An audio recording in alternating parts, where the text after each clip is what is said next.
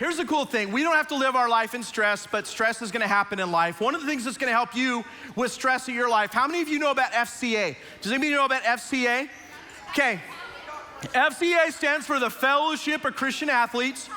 You don't have to be a sports kid to go, but a lot of sports kids do go. And actually they're doing a really, really cool thing this Sunday night. It's called Fields of Faith. Can we have that slide come up? If you wanna take a picture of this with your phone, I highly encourage you to do that. This is happening at Cooley Field behind Staley Middle School at 6:30, I think, or 6 o'clock, 6:30 on Sunday night. And I wanna encourage you to go. There's gonna be people from FCAs from all over North Texas, and people from your school will probably be there too. If you're involved in your FCA, you've probably heard about this from your sponsor at your FCA. And I would love to see you there because I think it's gonna be a really, really great night. And it's free, and there's gonna be music, and it's gonna be a really great time. And if you have a friend that's struggling with something, it's one more thing that you can have to do to bring someone from school to Fields of Faith. All right. Now, just as a quick reminder, you guys were so good about last week. But again, like I struggle with a little bit of ADD, so if you wouldn't mind like focusing in for like the next 15 minutes, try not to talk or distract me or the person next to you.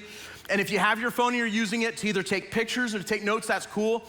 But if you'd please not airdrop anybody or like be distracted with your phone, I would really appreciate it because that's gonna help me out a lot. So, one of the last times that I dealt with some anxiety actually came at a really weird time. So when I was living in California, we had a connection with this guy who had a really, really fancy house. Like this guy was like a bazillionaire, and he had a house with a pool in the backyard that had a huge pirate ship that actually built into his pool. And the people that he had come and designed this pool were the same people that designed part of the attractions and made them from Disneyland. That's how cool this place was. This neighborhood was so exclusive and so fancy that Justin Bieber actually tried to move into the neighborhood, but it was kind of when he was in his savage phase, and the locals like wrote a petition saying, "We do not want you here, baby, baby, baby," okay? And so they were like, no, okay, no. And so he ended up not moving in, which, you know, Bieber's got his life together with Jesus and stuff. I don't know if you knew that, but Justin Bieber actually follows Jesus, is a good dude. But anyway, but he went through a bad season like a lot of us do. But anyway, this guy, John's house was really nice, and he used to let us use it for our leadership team meetings. And so we would use it for leadership team meetings. And so that was this back of this pirate ship that built into this pool. And kind of what the tradition was is that everybody that came had to jump off the end of the pirate ship. And so everybody did it, including my son Reese, who was about 10 years old in this picture. Actually, I think he was about 11. I think he was like 5th or 6th grade. And so he and Reese is awesome. I mean, Reese don't give a rip. I mean, Reese is fearless, okay? Reese, like, he's like, all right, I'm in, woo! And like everybody else, woo! I go up there and I'm like, ha ha! And so I sat up there for like 20 minutes. And I honestly tried like 4 or 5 times. And I got right up to the edge of it, and I felt my heart start to go really, really fast. And I felt myself get the sweats, you know, the nervous sweats, the stress sweats, you know those sweats? Does anybody else get the stress sweats, or is it just, cool, all right, we're in a safe place. So I had my stress sweats on, my heart's going 1,000 miles an hour. I actually felt myself start to kind of black out. Like I started to see spots, like start to black out, start to see spots. I had to grab the railing. And I'm like, and then somebody came up to me, one of my best friends on the team, he comes up to me, puts his hand on my shoulder and says, "Hey, Colby, are you okay?" I'm like, "I don't think I am." He says, "Dude, I think you're having a panic attack. I don't think you should do this." I went, "Are you sure?" He's like, "Yeah, you've been up here for almost a half hour. I'm pretty sure." And so I took the walk of shame all the way back down again. Well, not all the way down, because there was this cool water slide off to the side, and you could go through that, and so that was kind of cool. So I took the water slide of shame off to the side. And then if I'm honest with you, like I felt off for probably 2 or 3 weeks. I felt like I was worried about who was watching me. I was worried about who, if people were judging me for not jumping. I worried about if I was gonna be asked to do something else. Like, what else would it be, and would I have the courage to do it?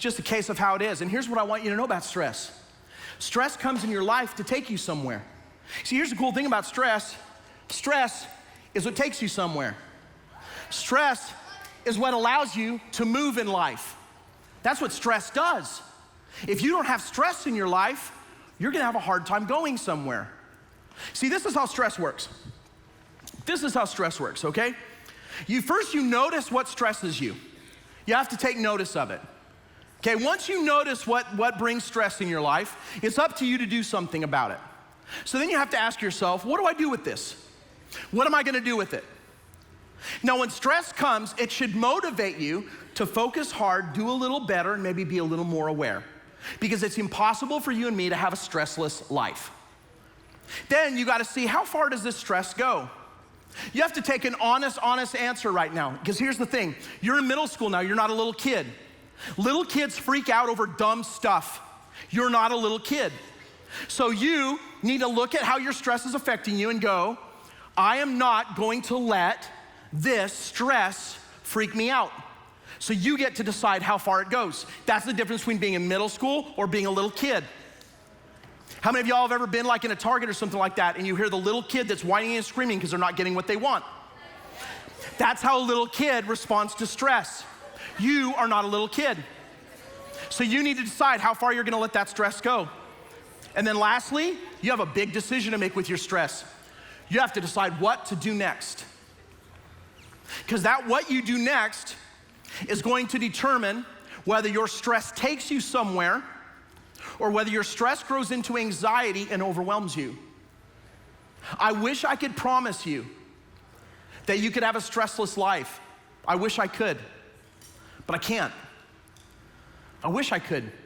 Your parents wish they could. In fact, your parents try really hard to reduce stress in your life. They actually try really hard to do that because they love you a lot. But the reality is we can't create a stressless life. Stress is different than anxiety. Stress is a lot different than anxiety. See, what stress is something comes and it bugs me a little bit.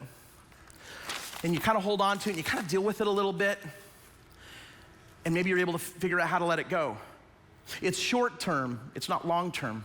Anxiety is different. It's like I'm holding on to it and I can't let go of it. It's like I have it and there's nothing I can do to change it. Stress can be positive. Like we were talking before, it can take you somewhere. Anxiety, always negative. Stress can be managed. Anxiety is overwhelming. Because if I have something in my hands, there's a lot of other things I can't do. And I don't feel like I can do it. In fact, what today's research is telling us is that about 1 out of every 3 people in our school district struggles with some form of anxiety. Some of us are anxious about being anxious. It's because we hold on to our anxiety. It fills our hands and our heart and our heads, and there's not a lot else we can do about it. But here's what I know. I know that God gives us tools to handle anxiety. I know that He does. Why? Because I'm figuring that out myself. So in the Bible, the biggest book in the Bible is this book called Psalms. In Psalm 56, there's this guy named David. David's a good dude. You might have heard of David from other stories. David, when he was about middle school age, David actually killed a giant and defended his whole country, which is pretty cool. David was a guy who wrote all kinds of songs and ended up becoming a king. David was a good dude. Well, one of the things that David struggled with is because David was really popular, he had haters. And the haters wanted to take him down. And so David had to go on the run. When David went on the run, he wasn't safe in his own country anymore. He actually had to go and live with his enemies.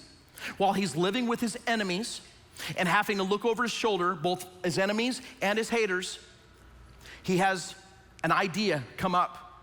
In Psalm 56, he writes down his thoughts and his prayers to God. And in Psalm 56:3, this is what he says. He says, when I am afraid, I will put my trust in you. Notice what he says there. He says, when I'm afraid. He doesn't say if I ever get afraid. He doesn't say if anything scary ever comes. He says, when I am afraid, I will put my trust in you. And this is what I think. See, as a coach as a competitor, there are times in my life I've had something I've said to myself that's helped me focus. Like I've actually heard really great hitters in baseball do that. They actually have something they tell themselves when they get into the batter's box. Helps center them, focus them, develops a rhythm in their lives. And I think that this was part of what David's rhythm was. I think this was something that David prayed to God, sang to God, and actually reminded himself under his breath. When he was looking over his right shoulder and looking over his left shoulder, I think he stopped and said, when I am afraid, I will put my trust in you. When I am afraid, I will put my trust in you. To put your trust in God means that you're not putting your trust in your circumstances or yourself. To put your trust in God means that you are not worrying about what you can't control because you're looking to the Creator to bring clarity to your life. And that's what you're trying to do. And when we do that, things change. I actually have another idea, and this idea might be a little controversial. But I think that we actually see this in action because I think one could say that Jesus himself had a moment that someone might think had anxiety. See, toward the end of his earthly life, he had just had a dinner with his friends. It was the first time that we'd ever seen something like communion that churches do, where they take bread and they take wine and they remember Jesus' sacrifice. See, Jesus knew he was gonna die. He knew he was gonna be betrayed by his friends and die a terrible death, a public death, a humiliating death. He knew that. He saw it coming. And so in Matthew chapter 26, this is what he tells his friends. He tells his friends, my soul's crushed with grief to the point of death. Stay here and keep watch with me. In other words, he's saying, you know what? I am so overwhelmed right now. Will you just kind of hang out near me right now? I just need people around me. And so in the book of Luke, chapter 22, we actually get a little bit more of the story. It says that Jesus took his closest friends with him, and then he went a little bit further away. And then he says he really prayed to God. And this is what he prayed. He prayed a very honest prayer. He said, God, this is so hard. If you can take this circumstance from me, please take this circumstance from me. And maybe that's you, and you've had a prayer like that before. I have. Maybe it was a parent's divorce or a death of a family member. Maybe it was a bad mistake that was your fault that you got caught in. And now you have consequences that you're facing that are really painful and really, really humiliating. Maybe it's that you have someone that you don't want to have to face at school the next day. And you pray over and over and over again, God, would you please take this away? And here's what's interesting.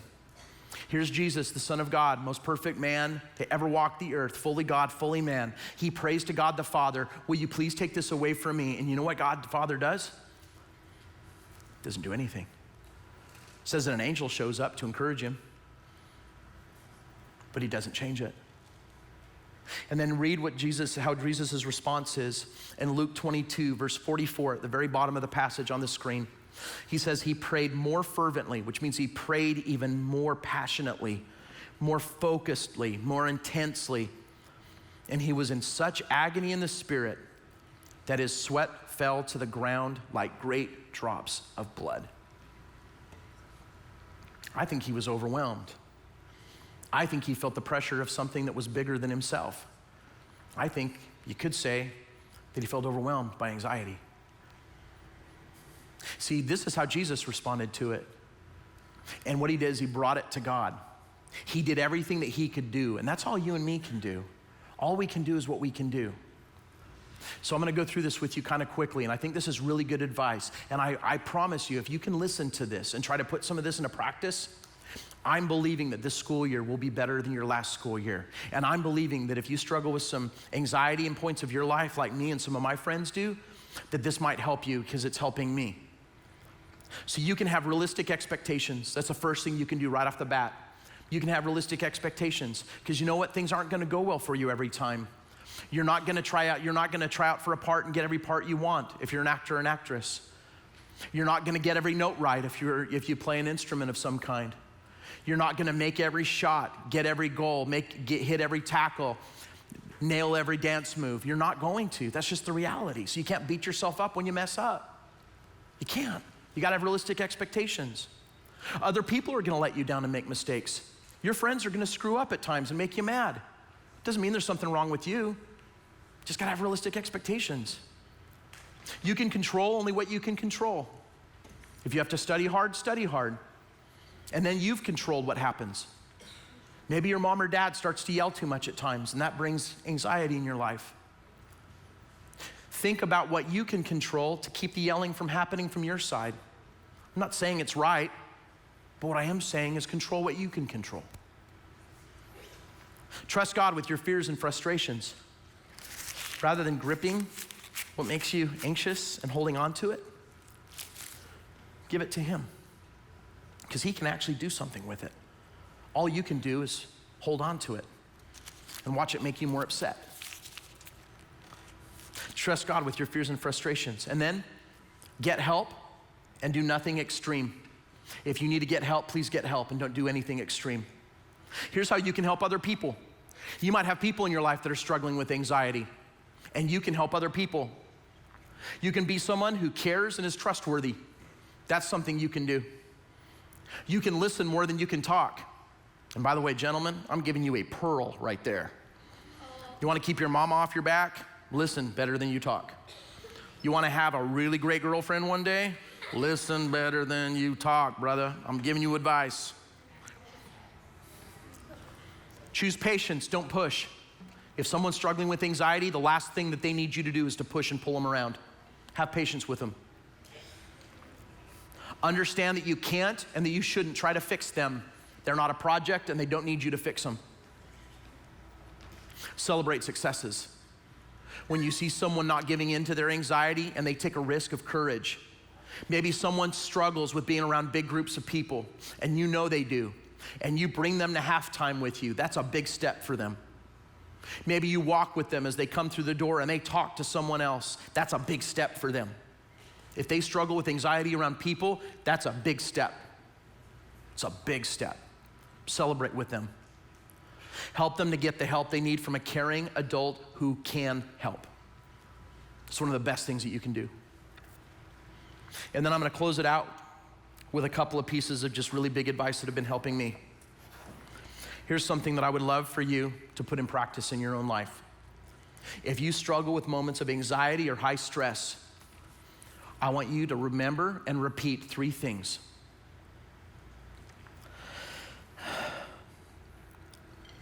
God, I trust you. God, I know you love me. And God, I know I'm not in this alone. God, I trust you. God, I know you love me. And God, I know that I'm not in this alone. If you could repeat these 3 things to yourself when you're at your loneliest or darkest place, I promise you it can help. Because you are sometimes your own worst critic, and some of the ugliest things that you hear about yourself come from your own thoughts and mouth. And if you can remind yourself that you can trust God, that you're loved by God, and that you're not in this alone, I promise you it makes a difference. And when you're in that moment, I want to encourage you to do something that my counselor taught me. Take a moment and just breathe. Slow down your breathing. Just slowly breathe in and breathe out. Allow yourself to be fully present where you're at. For some of us, for me, the focal point I was given is to feel my feet and my toes and my shoes, and to focus on that feeling of my feet and my toes and my shoes, so that I wasn't worrying about the feeling of other people in the room or how nervous I felt or anxious I felt. And then I would take slow breaths and I'd be fully present. So if you pause and you breathe, that helps. If you identify the feelings that are causing this to come out in you, that helps. I'm feeling anxious because, why are you feeling anxious? Why are you feeling stressed? Because if I can identify the why, that means you can identify what you can ask help for. Focus your breathing like we just talked about. And then give the moment to God instead of trying to pick it up yourself. Because when you give it to Him and you choose not to pick it up yourself, you free your hands to love and be loved. and then you get help from someone else. I wish I could tell you we lived in a world without anxiety and stress, but we don't. What we do live in is we live in a world of hope. We live in a hope where you can trust God, you can trust that you're loved by God, and that you do not have to walk through this alone. And if you're struggling with any of this, I can't encourage you more to get help. As you get picked up tonight on the way home and your mom and dad talk to you about what we talked about tonight, I want to encourage you to take a very mature step and say, we talked about anxiety tonight. And if the conversation continues, if you're feeling anxious about something, I want you to take a step forward and say, I think I feel anxious about, and to say what that is. And allow your parents to really love you and know how to care for you. And if any of us here can help you, we want to. And when you come back here on the weekends, we have small group leaders that want to get to know you, know how to pray for you, and how to help you. And I hope that you'll come back.